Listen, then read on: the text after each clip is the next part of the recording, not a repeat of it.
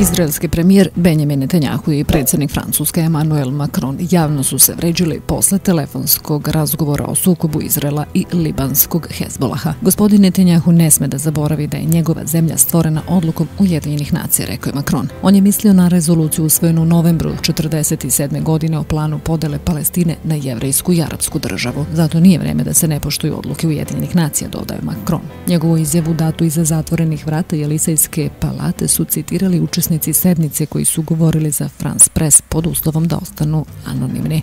Podsjećanje za predsjednika Francuske nije to bila rezolucija Ujedinjenih nacija koja je stvorila državu Izrael, već pobjeda postignuta u ratu za nezavisnost krvlju herojskih boraca, od kojih su mnogi preživjeli holokaust, uključujući i režim viši u Francuskoj, navedeno je u saopštenju Netanjahuovog kabineta.